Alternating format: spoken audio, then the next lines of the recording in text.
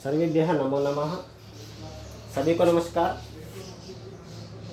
विद्यार्थियों, प्यारे मित्रों, हम शब्द रूप माला पढ़ रहे हैं। आज इसी क्रम में हम कवि इकारांत पुल्लिंग शब्द रूप पढ़ेंगे। बार बार मैं चर्चा कर चुका हूँ कि शब्द रूप दो प्रकार के होते हैं, अजंत शब्द रूप और हलंत शब्द रूप। अजंत अच है जिसके अंत में, स्वर है जिसके अंत में, हलंत हल है जिसके हलगन अंत, व्यंजन है जिसके अंत में। ऐसे शब्द जिनके अंत में स्वर होता है उसे अजंत कहा जाता है, और ऐसे शब्द जिनके अंत में व्यंजन होते हैं उन्हें हलंत कहा जाता है। कवि, जब हम इसका विच्छेद करेंगे तो ई आएगा, अंत में ई आ रहा है तो इसे इकारांत कहा जाएगा, इकारांत पुल्लिंग शब्द। ऐसे पुल्लिंग शब्द जिनके अंत में ई आता है उसे इकारांत पुल्लिंग कहा जाएगा। तो कवि इकारांत शब्द है और कवि से पुरुष जाति का ज्ञान हो रहा है, अतः यहाँ पर कवि को इकारांत पुल्लिंग कहा जाएगा। मित्रों, सभी लिंगों में अलग अलग रूप चलते हैं, पुल्लिंग में अलग, स्त्रीलिंग में अलग और नपुंसकलिंग में अलग। इसकी चर्चा हम लोग कर ही रहे हैं। कवि इकारांत पुल्लिंग शब्द।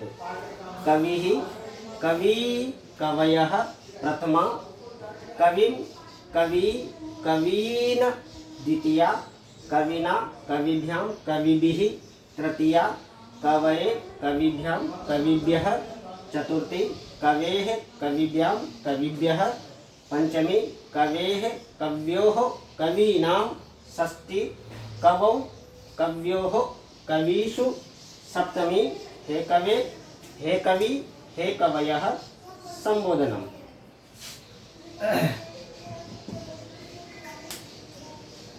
कवि ही, इनके अर्थ क्या अर्थ होंगे हम पढ़ चुके हैं कि जिसमें प्रथम विभक्ति होती है ने, कर्ता ने, द्वितीय विभक्ति में कर्म को, तृतीया में करण से के द्वारा, चतुर्थी के लिए, पंचमी से अलग होने में, षष्ठी का के की, रारेरी, सप्तमी में पे पर, और संबोधन हे अरे भो। कवि ही श्लोकम रचयति, कवि श्लोकम रचयतः, कवयः श्लोकान रचयन्ति। कवि कवयः, एक कवि ने, दो कवियों ने, बहुत सारे कवियों ने। कविं मोहनः कविं नमति, मोहनः कविं पश्यति। कवि द्विवचन में, शिक्षकः कवि नमति, मोहनः कवीन पश्यति। कविना, कवयित्री कविना सह मंत्रं रचयति। कविभ्यां सह छात्रः चर्चां करोति। कविभिः सह शिक्षकाः पुस्तकानि पठन्ति। कवये, मोहनः कवये पुस्तकं ददाति। कविभ्यां, दो कवियों के लिए, कविभ्यः बहुत सारे कवियों के लिए। शिक्षकः कविभ्यः पुरस्कारं ददाति। कवेः कवि से, मोहनः कवेः धनं प्राप्नोति। कविभ्यां, दो कवियों से, कविभ्यः बहुत सारे कवियों से। राजेंद्रः कविभ्यः पुरस्कारं प्राप्नोति। कवेः नाम कालिदासः, महाकवेः नाम कालिदासः। कविभ्यां कव्योः कवीनां कालिदासः श्रेष्ठः। कवौ कविपः, कव्योः कविषु कालिदासः श्रेष्ठः। एक कवि के द्वारा, एक कवि के द्वारा, एक कवि के लिए, एक कवि से, एक कवि का, कवि पर, हे कवि, है ना, हे कवे, संबोधन में कवे बनेगा यहाँ पर। हे कवि, दो कवियों के लिए, हे कवयः गीतम श्रावयन्तु। तो इस प्रकार से इनके रूप चलते हैं। अब इकारांत जितने भी पुल्लिंग शब्द हैं, यति है, मुनि है, हरि है, कपि है, उन सबके रूप इकारांत कवि के समान रूप चलेंगे। रवि शब्द रूप यहाँ पर, रवि का मतलब सूर्य है, सूर्य, इसका रूप यहाँ पर लिखा हुआ है रवि, रवि रवयः प्रतिमा। इनको याद कर, हनुमान चालीसा की जो लय है उसके आधार पर हम याद करेंगे। रवि रवि रवयः प्रतिमा, रविम रवि रवि न द्वितीया, रविना रविभ्याम रविभिः तृतीया, रवये रविभ्याम रविभ्य चतुर्थी, रवेः रविभ्याम रविभ्यः पंचमी, रवेः रव्योः रविणां षष्ठी, रवौ रव्योः रविषु सप्तमी, हे रवे हे रवि हे रवय संबोधनम।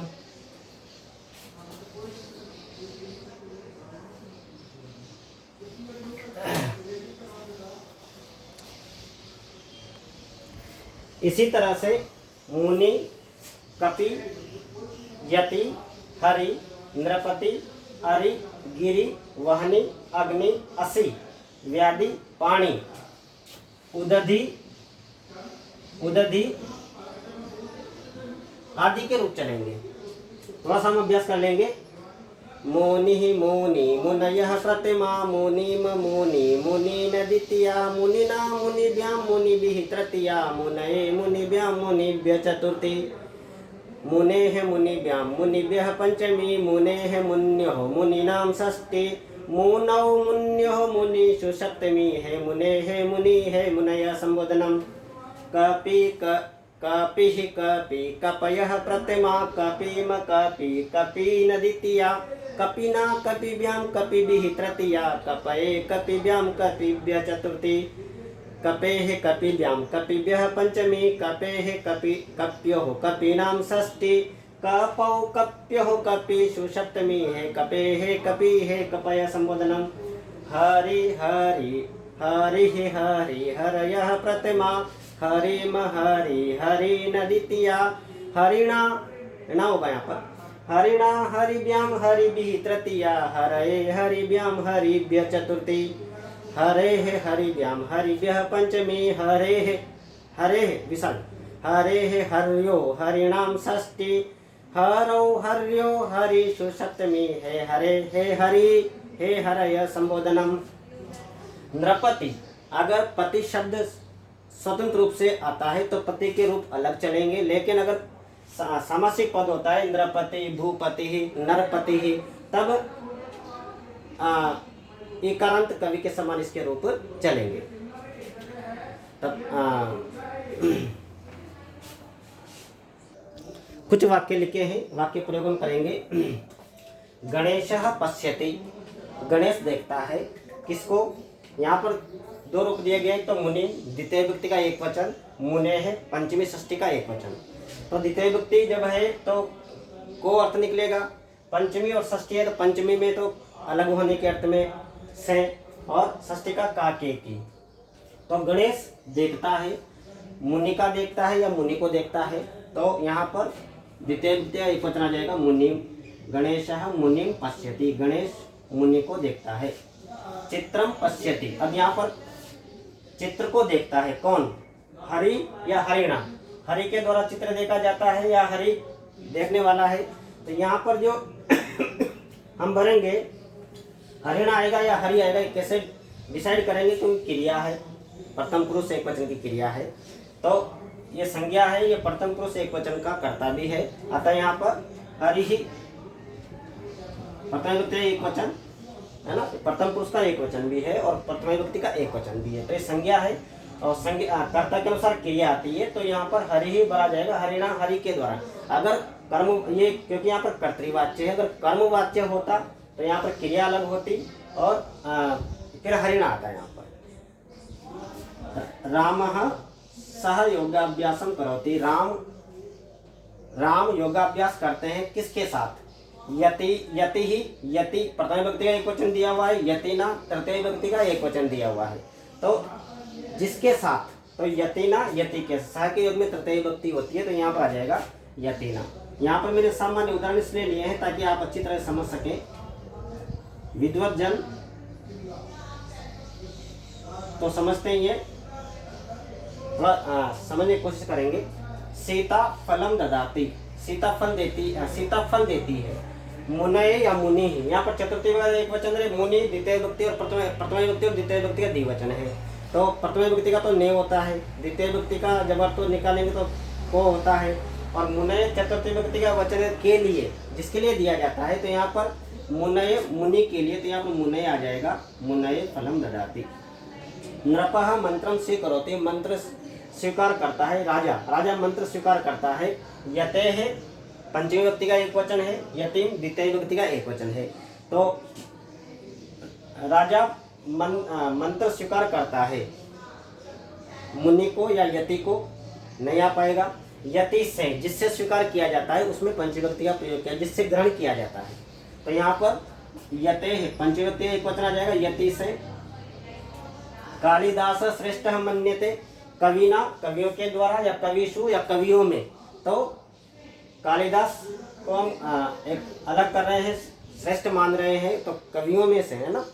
तो यहाँ पर आ जाएगा कविषु, कवियों में पे पर, कवियोषु कालिदास श्रेष्ठ। नाम कालिदास अस्ति, नाम कालिदास है। किसका?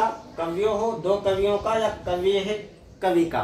कवि है कवियों, षष्ठी विभक्ति का एक वचन द्विवचन यहाँ पर दिया हुआ है। तो कालिदास अस्ति, कालिदास एक वचन है, इसलिए कवि है नाम, षष्ठी विभक्ति एक वचन, कवि है नाम कालिदास अस्ति, कवि का नाम कालिदास है। प्यारे मित्रों, विद्यार्थियों, इकारांत जितने भी शब्द हैं, यति, मुनि, कपि, हरि, इन सब के रूप कवि के समान चलेंगे। पानी, पानी मतलब हाथ, इन सब के रूप कवि के समान चलेंगे। और इनका क्या क्या अर्थ होता है, ये समय समय पर मैंने आप लोगों के द्वारा बता दिया गया है। अगले अब इजाज़त दीजिए, तब तक बहुत बहुत धन्यवाद।